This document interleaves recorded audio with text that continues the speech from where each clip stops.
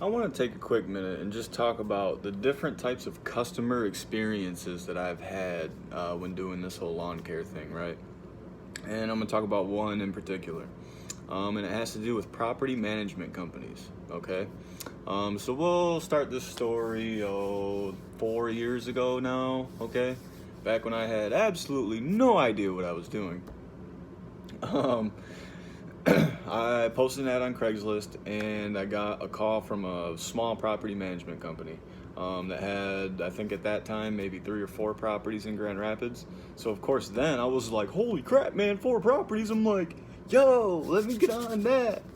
And then I went there, charged them like $20 a cut, okay?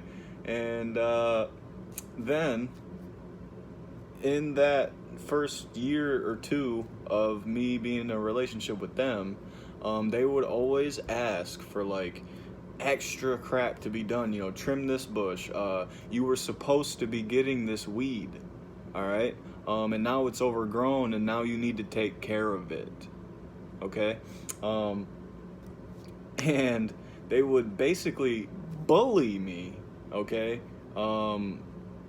into doing this work.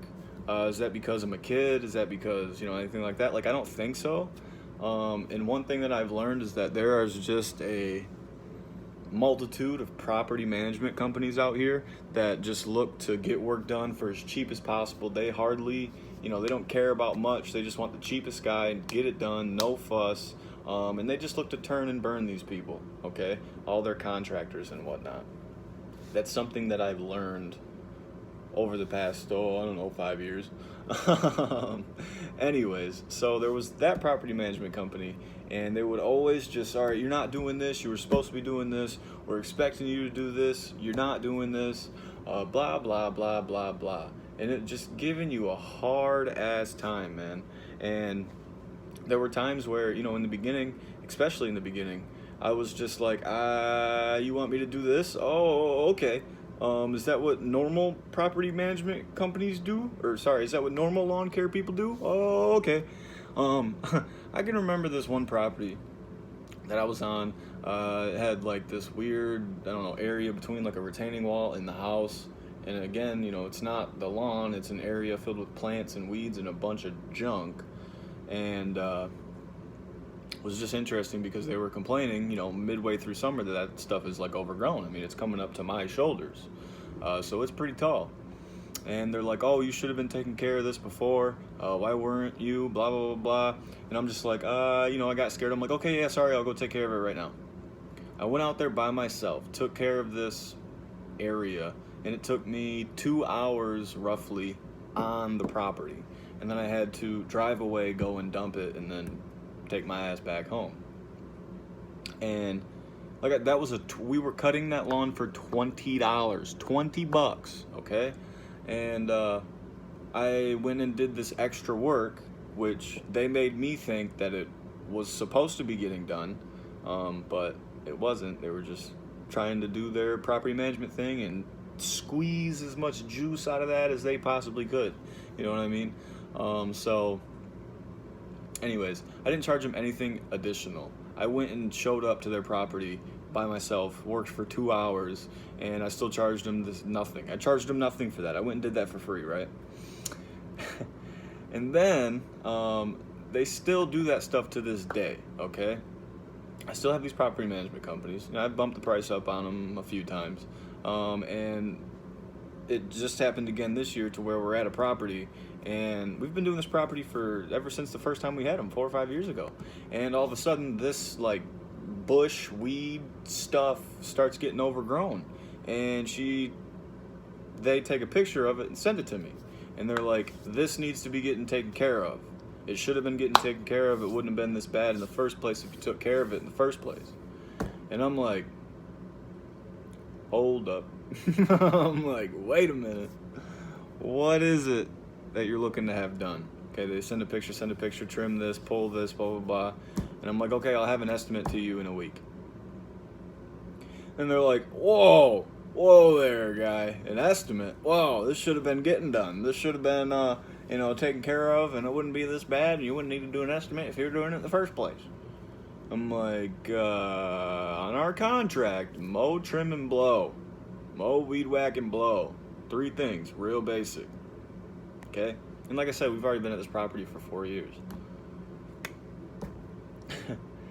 So anyways, they're giving me a hard time right now, and I'm currently in a conversation with them right now. We're going back and forth about, okay, what should be done.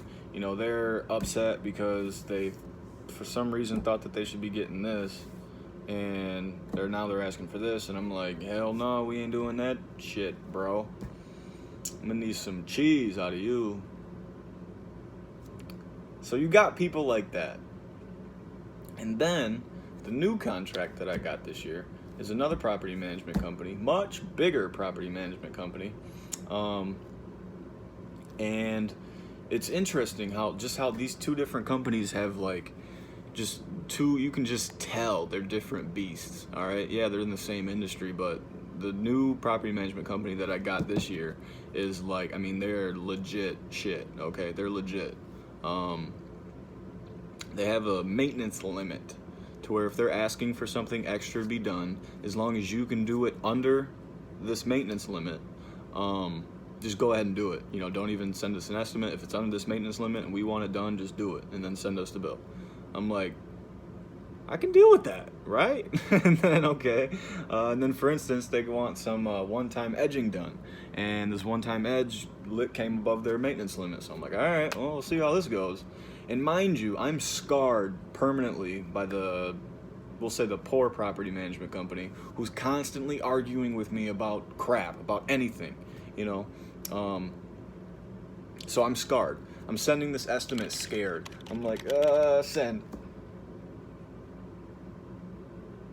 Right? And it's like, anyways, they respond to have the estimate approved because it's above their maintenance limit, and I've had to do that twice. Okay, I've had to do that twice, send them an estimate because it was above their maintenance limit, and it got approved both times.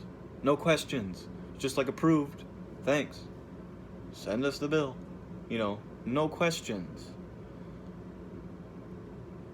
So it's just really interesting when you have 2 different types of customers, and this happens with people too. It's not just companies or real estate people or property managers. This happens with people, okay?